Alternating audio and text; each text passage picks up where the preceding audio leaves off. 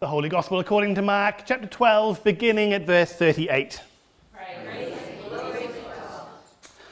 As Jesus taught, he said, "Beware of the scribes who like to walk around in long robes, and to be greeted with respect in the marketplaces, and to have the best seats in the synagogues and places of honour at banquets.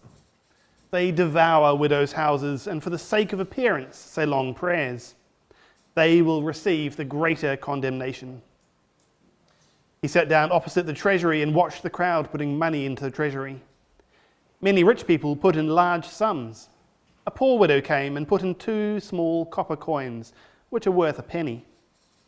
Then he called his disciples and said to them, "Truly I tell you, this poor widow has put in more than all those who are contributing to the treasury. For all of them have contributed out of their abundance. But she, out of her poverty, has put in everything she had, all she had to live on." This is the gospel of Christ. Praise to Christ the Word. Do you want to pray for me, Bruce? Good to do with it this morning. Father, pray you'll stand with Richard this morning.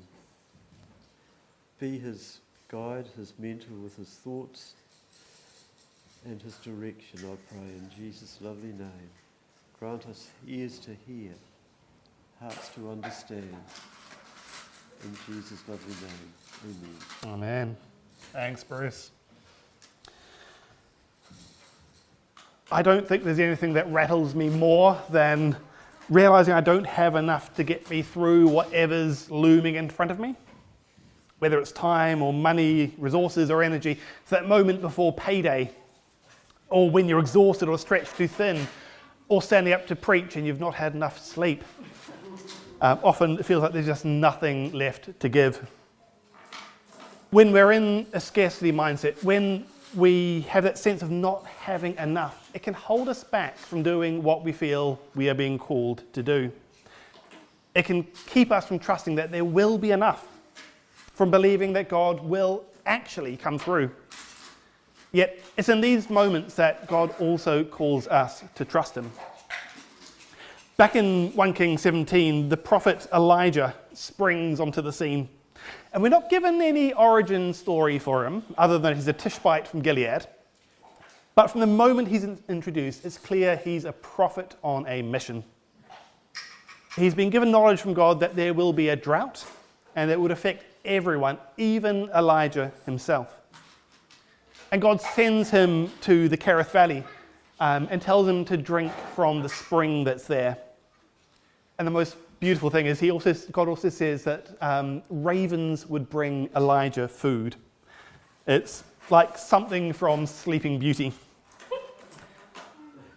For a while, at least, Elijah's basic needs are met. But then at the start of the reading we had just earlier, the stream dries up. And Elijah becomes like everyone else in Israel, desperate for food and water. So God tells him to go to a town called Zarephath, where he says a widow will provide for him. God is leading Elijah, a man in need, to someone who is equally desperate. When Elijah arrives, he finds the widow and she's gathering sticks to make a fire for one last meal. She has almost nothing left. It's just a handful of flour and a drop of oil. Elijah, after his long walk, is probably quite thirsty, so he asks for a drink of water.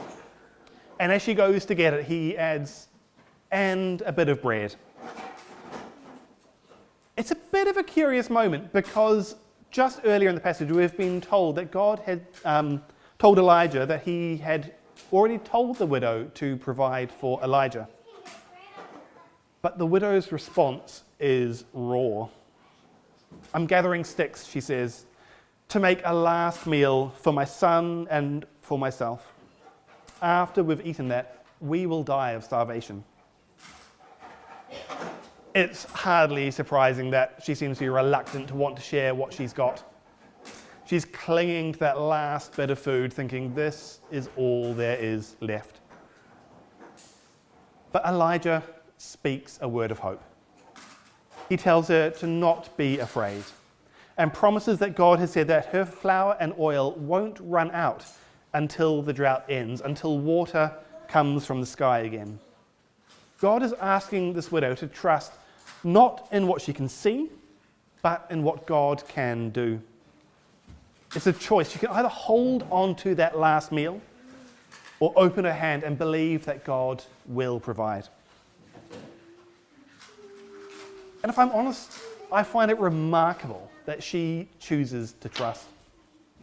She bakes a small cake or a small loaf of bread for Elijah. And then she finds out that it's true. Her flour and oil don't run out, just as God has promised. Every day, as the drought continues, there is enough for Elijah, for her, and for her son.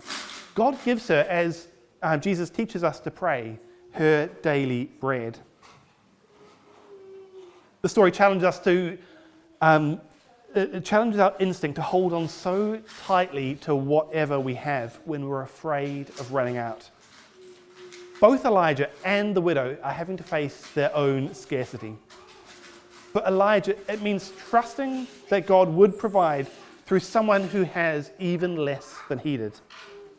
And for the widow, it meant loosening her grip on her last meal and stepping out in faith, believing that God could turn her little into enough. God promises to provide our daily bread. It's not a storehouse full, it's not an abundance, but our daily bread. He invites us to believe that there will be enough for today, then there'll be enough for tomorrow, then enough for the next day. Because our God is faithful. As Bonhoeffer wrote in his letters and papers from prison, God does not give us everything we want, but he does fulfill his promises, leading us along the best and straightest paths to himself. Let's move forward in time to our gospel reading where we meet another widow. Jesus is in the temple and he's watching people give their offerings. The wealthy come in and they're dropping large sums of money. But then, almost unnoticed, the widow comes in, this poor widow with 2 small coins. It's just 2 lepta. It's the smallest and least valuable coin at the time. And one commentator says it's the equivalent of about 6 minutes of an average daily wage. It's a tiny amount of money. But Jesus sees, and he calls his disciples. I tell you the truth, this poor widow has put into the offering box more than all the others. For they all gave out of their wealth, but she, out of her poverty, put in what she had to live on, everything she had. Just like the widow with Elijah, this widow gives her last bit, trusting that God will care for her. She doesn't hold anything back, even though she has almost nothing. She could have kept one of the coins to herself, but instead she trusts God with both. Widows often had little social or economic support, which made them especially vulnerable, but she chose to trust. It's not the size of the gift, it's the heart of trust behind it. Both of these stories remind us that God specializes in making the ordinary, the small, and filling it with his power. God took the widow's ordinary flour and oil and sustained her through the drought. He met Elijah's need through her small offering in the same way. And God uses even our smallest gifts to accomplish extraordinary things in his kingdom. Ultimately, though, these stories point to Jesus himself. Remember that story where Jesus feeds the 5,000 with just 5 loaves and 2 fish. Jesus knew that in God's kingdom there is always enough. He teaches us in Matthew 7, ask and it will be given to you, search and you will find, knock and the door will be opened for you. And Jesus himself gave everything, holding nothing back, not even his own life. He knew that God would raise him. He trusted that the kingdom would flourish. And he knew that through him, we'd all have enough. So the challenge for you today, and for me today, where in our lives do we need to let go of that scarcity mindset? Where are we worried that we just don't have enough? Easy to think of this in terms of money or food, but maybe our little is something else. Maybe it's our energy, it's our time, it's our patience.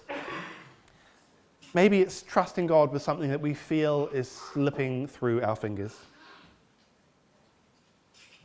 Let's remember that it's not about the size of the gift, it's about the heart behind it.